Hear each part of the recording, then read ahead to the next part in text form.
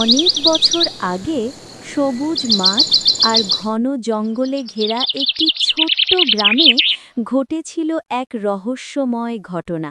বাবলু, শুনেছিস? জঙ্গলের ভিতরে একটা পুরনো ভাঙা বাড়ি আছে। হ্যাঁ, সবাই বলে সেখানে ডাইনি ভূত থাকে। কি বলছো ভাই? ওসব কিছু না, চলো আজ দেখে আসি। না না ভাই, এসব আমি ভয় পাই। আমি যাব না। আরে তুমি কিসে ভয় পাচ্ছ? তোমার ভাই থাকতে তোমার কিসের ভয়? তুমি এত করে বলছো, তাহলে একদিন যাওয়া যাক, দেখি গিয়ে কি আছে। রাহুল আর বাবলু একদিন জঙ্গলের ভিতরে যাওয়ার জন্য রওনা হল। হাতে তরোয়াল নিয়ে দুই বন্ধু ধীরে ধীরে জঙ্গলের ভিতরে প্রবেশ করল।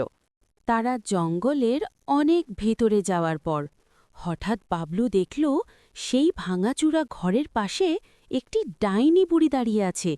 দেখার পর তারা কাঁপতে শুরু করল, কিন্তু রাহুল ভয় পেল না। তারা ধীরে ধীরে ডাইনির পাশে এসে দাঁড়াল। এই ডাইনি, কে তুমি?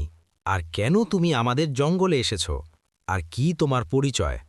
আরে তোরা তো দেখি মানুষ। আজ অনেক দিন হয়ে গেল মানুষের মাংস খাইনি।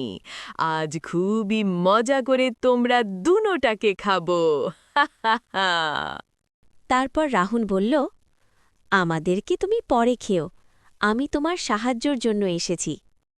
এত করে যেহেতু বলছস, তাহলে বল তুই আমার কি সাহায্য করবি? আমার জিভে জল চলে আসছে, তাড়াতাড়ি বল। আগে তোমার সঠিক পরিচয় দাও। তুমি আসলে কে? আর তুমি কিভাবে ডাইনি হলে? তাহলে শুন, আজ থেকে অনেকশো বছর আগে আমিও তোদের মতো মানুষ ছিলাম। আমাদের গ্রামে আমি কোনো একটি ভুল করেছিলাম, আর ভুলের মাত্রাটা ছিল অনেক বড়। তার জন্য গ্রামবাসী মিলে আমাকে জঙ্গলের মাঝখানে এনে ফাঁসিতে ঝুলিয়ে হত্যা করেছিল। তারপর থেকে আমি ডাইনি ভূতে রূপান্তরিত হলাম। বুঝতে পারছ? কিন্তু হ্যাঁ, একটা কথা শোন, তুই চাইলে আমাকে মুক্তি করতে পারবি। আমি বলেছি না তোমাকে সাহায্য করব? তুমি বলো, এখন আমি তোমাকে কিভাবে মুক্তি করব? এখান থেকে কয়েক ঘন্টা রাস্তা দূরে একটি গাছের নিচে একটি তান্ত্রিক বসে আছে। তোমরা যদি তাকে হত্যা করতে পারো, তাহলে আমি আগের মতো মানুষ হয়ে যাব। তোমরা কি এই কাজটা করতে পারবা? কি যে বলো তুমি!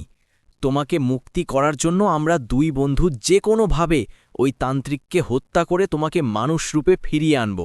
তোমাকে কথা দিলাম, আমরা যাচ্ছি।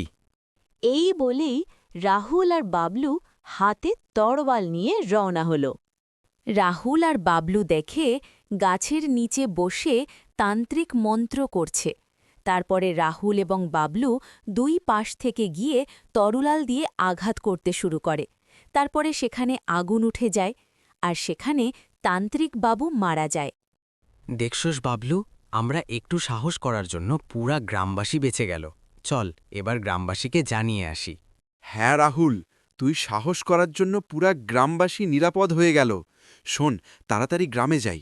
কিন্তু না ভাই, শোন, আগে সেই ডাইনির কাছে যাই, গিয়ে দেখি সে কি এখানে আছে নাকি সে গ্রামে মানুষ হয়ে চলে গেছে। রাহুল আর বাবলু হেঁটে হেঁটে ডাইনের বাড়ি এসে দেখে ডাইনের জায়গায় একটি কালো কুকুর দাঁড়িয়ে আছে। তখন রাহুল বাবলুকে বলল, দেখেছিস ভাই, ডাইনি মানুষ হয়ে গ্রামে চলে গেছে। চল আমরাও যাই। হ্যাঁ রাহুল ভাই, সত্যি আমাদের মিশন সাকসেস হয়েছে। চল তাড়াতাড়ি গ্রামে যাই। এই বলে বাবলু আর রাহুল গ্রামে যাওয়ার জন্য রওনা হয়ে যায়। তারা গ্রামে ফিরে আসে। রাহুল এবং বাবলু সবাইকে জানিয়ে দিল এই খবরটি। তারপরে গ্রামের বুড়ো মডল কাকা বলল, তোরা এই অসম্ভব কাজটি কিভাবে করলি? সত্যি তোমাদের মতো ছেলের জন্য আর সমাজটি অনেক সুন্দর হয়ে আছে। তোমাদেরকে আগামী পার্টে পুরস্কার দেওয়া হবে। আপনারা কমেন্ট করে বলুন এই ভিডিওর দ্বিতীয় পার্ট কি আমি নিয়ে আসব?